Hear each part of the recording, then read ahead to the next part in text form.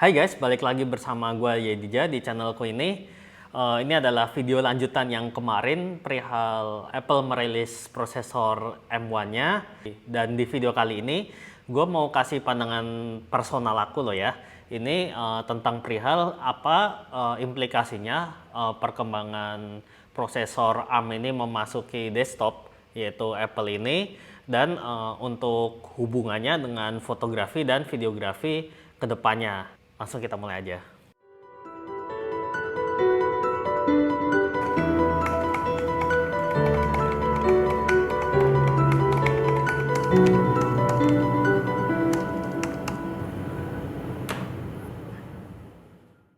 Nah, jadi menurut aku ini adalah suatu perkembangan yang cukup mengejutkan ya dari Apple, yaitu dia memasukkan prosesor berarsitektur ARM ke dalam lini MacBook-nya Apple itu.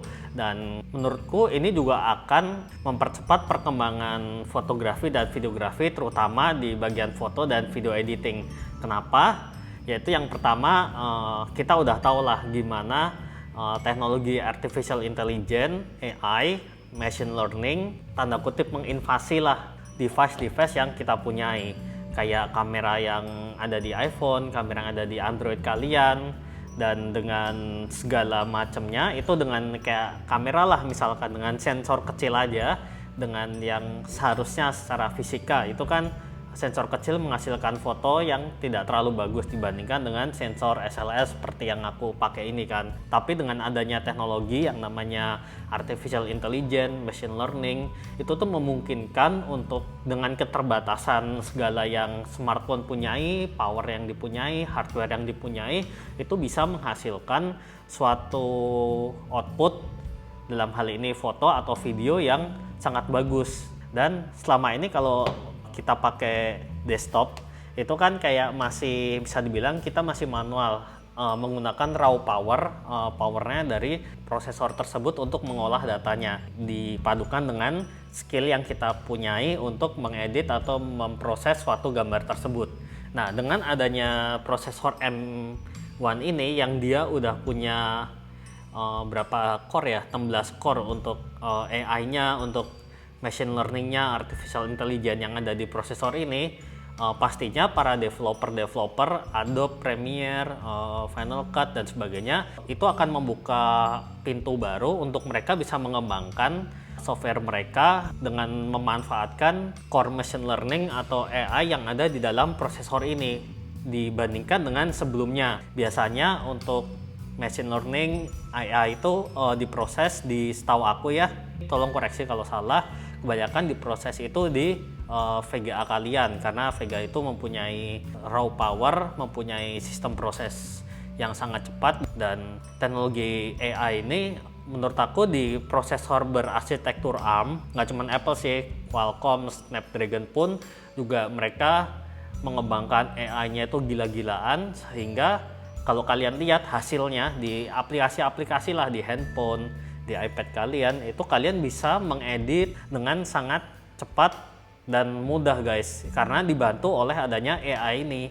Bahkan untuk editing video pun kayak memberikan filter dan sebagainya, itu pun jujur aja gila banget sih. Gua sangat kaget dengan hasil yang dihasilkan oleh prosesor handphone ini yang mengandalkan artificial intelligence. Di beberapa kasus kalau kita mengedit sendiri secara manual nih, misalkan pengalaman gue ya, kayak gue memotret suatu scene yang agak HDR, gue memotret dengan handphone itu langsung auto HDR dan langsung bagus seperti itu. Dan sebaliknya kalau aku pakai kamera mirrorless atau SLR, aku harus memotret dengan RAW dan mengedit di laptop secara manual menggunakan skill yang aku punya untuk mengedit tanpa bantuan AI sama sekali. Dan terkadang hasilnya itu lebih bagus aku langsung menggunakan AI yang ada di dalam handphone ini sendiri gitu loh guys. Jadi ya tidak bisa dipungkiri sih, sebenarnya gue sendiri pun kayak tertantang gitu gimana perkembangan foto dan video kedepannya ketika semua orang bisa mengedit foto dan video dengan bagus seperti itu. Coba bayangkan dengan aplikasi yang ada sekarang. Kalau foto lah misalkan, itu kalian ada Lightroom, ada VS Code, ada Instagram, itu bisa mengedit foto yang kurang bagus menjadi bagus, sangat bagus sekali menurut aku. dengan sangat instan ya, meskipun untuk pada level detailnya tidak sempurna ya, tapi untuk ya di layar sekecil ini siapa sih yang melihat sampai detail seperti itu untuk kepentingan personal, kecuali beda kalau untuk komersial ya, seperti itu. Terus kalau dalam video pun, dulu untuk mengedit video itu aku harus belajar yang namanya kayak Premiere, Final Cut, dan gimana cara memainkan transisinya, menginstall transisi. Dan sekarang kalau kita lihat software-software di handphone itu udah sangat cepat sekali dan sangat mudah untuk digunakan. Kayak TikTok misalkan, itu untuk ngedit video pun gila, itu udah gampang banget guys. Bahkan kalau kalian mau bikin video, mau ngikutin beat dari lagu pun itu udah disediakan auto semua. Bahkan kalau kayak TikTok misalkan, dia udah sediakan soundnya juga auto, kita mau bikin videonya juga bisa auto, mau kasih transisi kita bisa auto juga, mau kasih efek kita tinggal swipe, kita nggak perlu ngerti apa yang namanya curve, RGB, channel lah seperti itu. Kayak sebelumnya kita harus belajar kalau kita pakai software gitu, itu gila banget. Dan hal itu dimungkinkan karena salah satunya adalah aspek machine learning dan AI yang ada di dalam prosesor ARM kalian ini.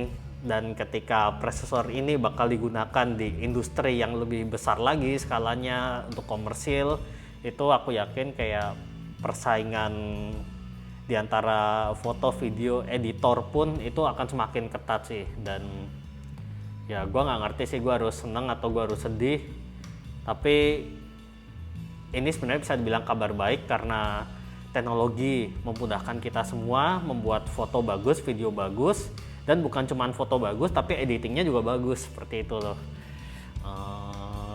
Gua nggak ngerti masa depan apa lagi, mungkin Apple akan mengeluarkan prosesor yang lebih canggih lagi mungkin ke depan untuk MacBook Pro yang 16 inch-nya atau untuk iMac-nya, dan untuk neural engine yang lebih kenceng lagi, prosesor lebih kenceng, dan gimana para developer software itu bisa memanfaatkan power yang ada di dalam prosesor M ini.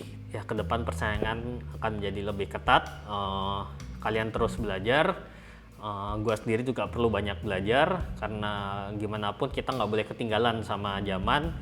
Nah setidaknya kalian ngerti lah basicnya gimana cara AI tersebut bekerja. Jadi sewaktu-waktu kalian diberikan suatu tugas yang memang kalian membutuhkan skill dari kalian, dan kalian mungkin tidak mempunyai gadget atau ada keterbatasan AI tertentu yang tidak sesuai dengan taste yang kalian miliki, itu kalian udah bisa mengerti dasarnya dan kalian bisa mengeksplor lebih jauh lagi skill kalian, nggak cuma fotografi tapi di segala aspek.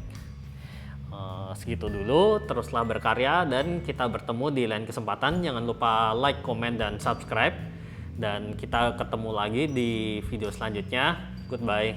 Dah.